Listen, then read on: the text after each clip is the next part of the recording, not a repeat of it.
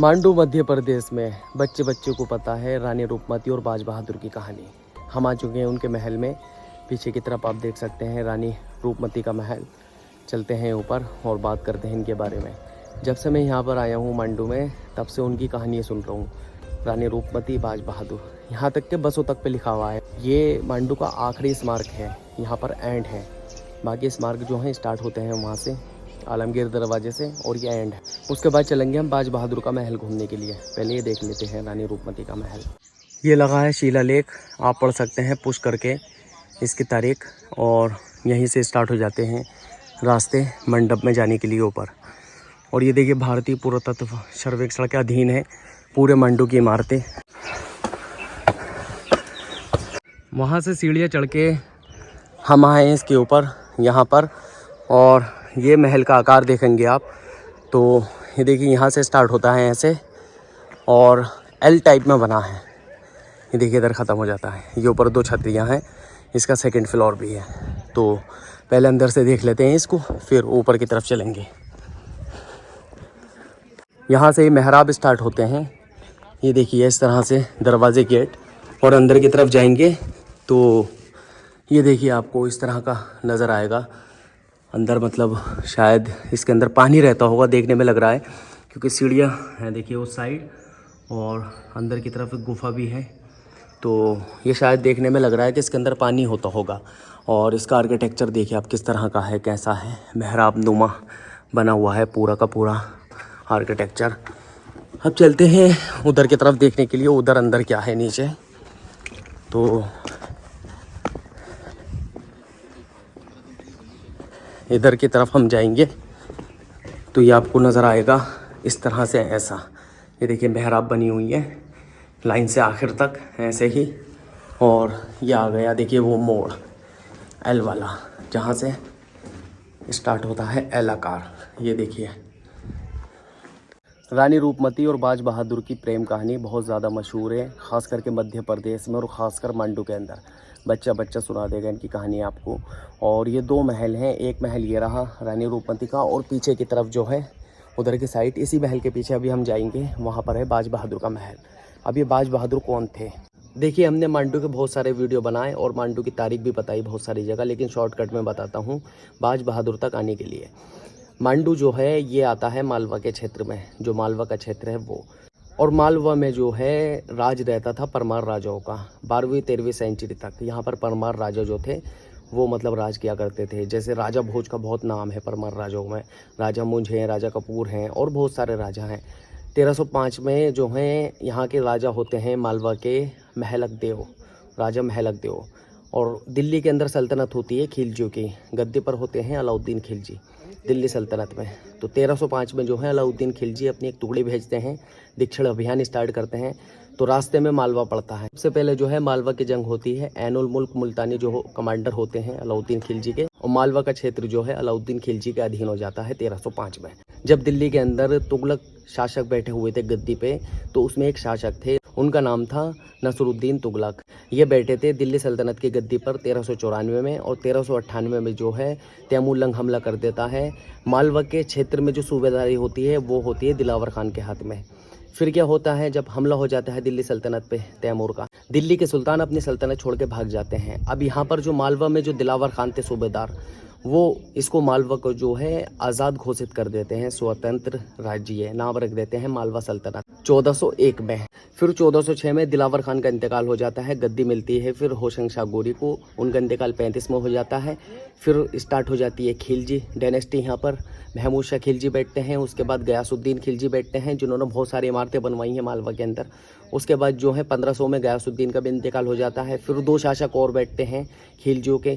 फिर 1530 में जो है गुजरात सल्तनत मालवा पे हमला कर देती है 1530 में।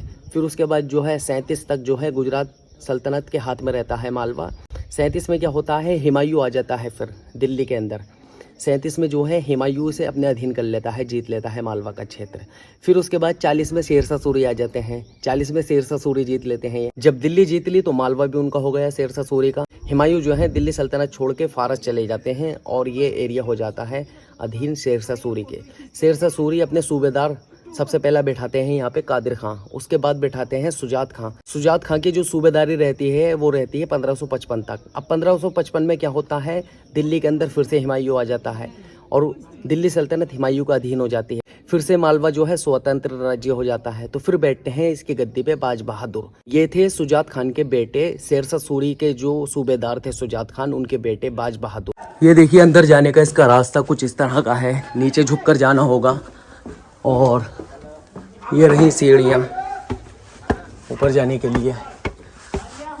और ये आ गई छतरी, देखिए एक छतरी।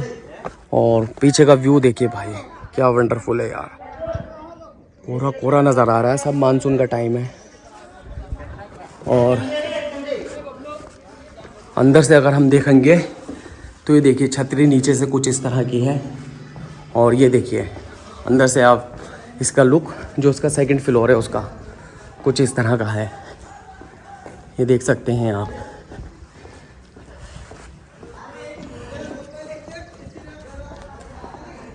और ये देखिए एक छतरी ये रही।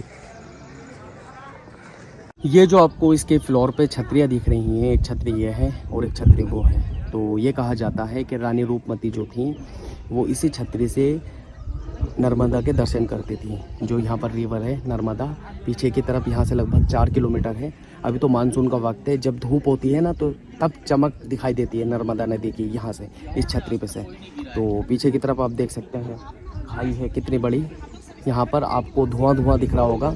और अगर इस साइड देखेंगे हम तो आप देख सकते हैं पीछे की तरफ मेरे एक आर्किटेक्चर दिखाई दे रहा है, ये मेरे हाथ के ऊपर बिल्कुल, ये है बाज बहादुर का महल।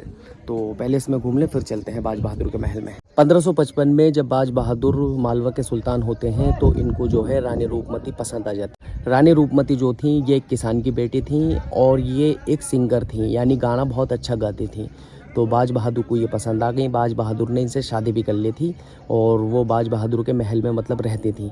तो ये बाज बहादुर और रानी रूपमती की जो प्रेम कहानी है ये बहुत ज़्यादा फेमस है यहाँ पर, लेकिन बहुत सारे इतिहासकार इसको नहीं मानते हैं। हालांकि ये प्रचलित है यहाँ पर, जहाँ पर हम घूमने के लिए आए हैं।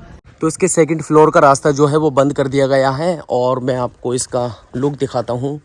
ये देखिए इस साइड अगर जाएंगे तो एक गार्डन है और पीछे की तरफ जो है मतलब खाई है इस तरह से, जहाँ तक बाउंड्री है पीछे की तरफ जो है मतलब पहाड़ का एंड है। तो ये देख सकते हैं आप इसका पीछे से व्यू, ये देखिए यहाँ से देखिए इसका व्यू। ये जो मोनूमेंट है, ये मोनूमेंट भी यही कहा जाता है कि ये रानी रूपमती का जो महल था और ये एक पवेलियन था।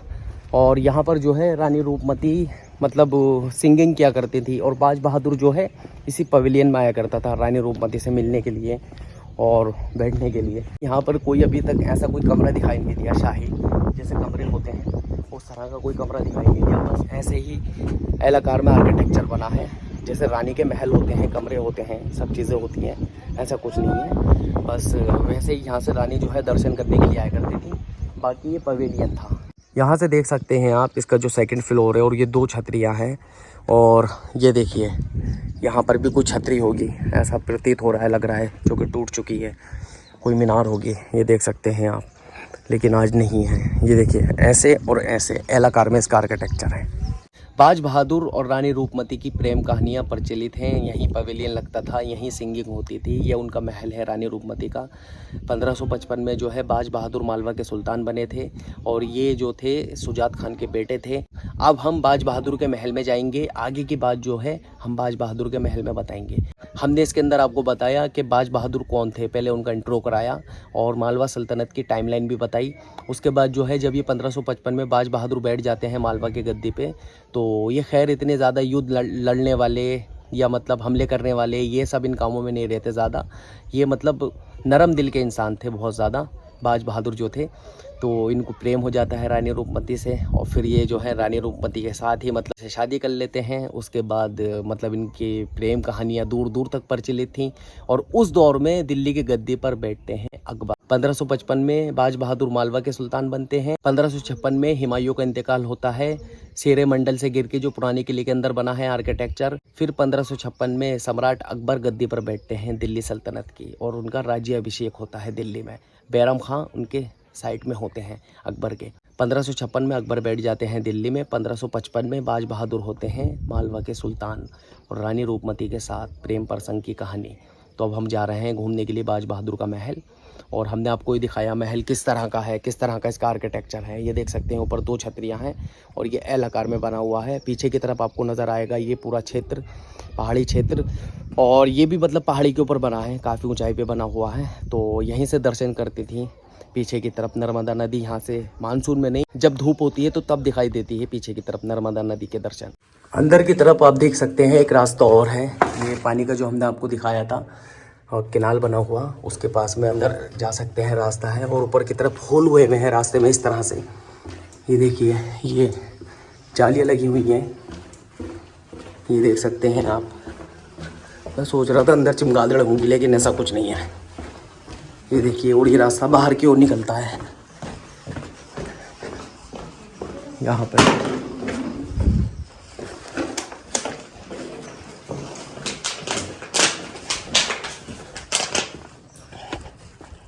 इससे पहले हमने रानी रूपमती के महल का वीडियो डाला है, आप देख सकते हैं।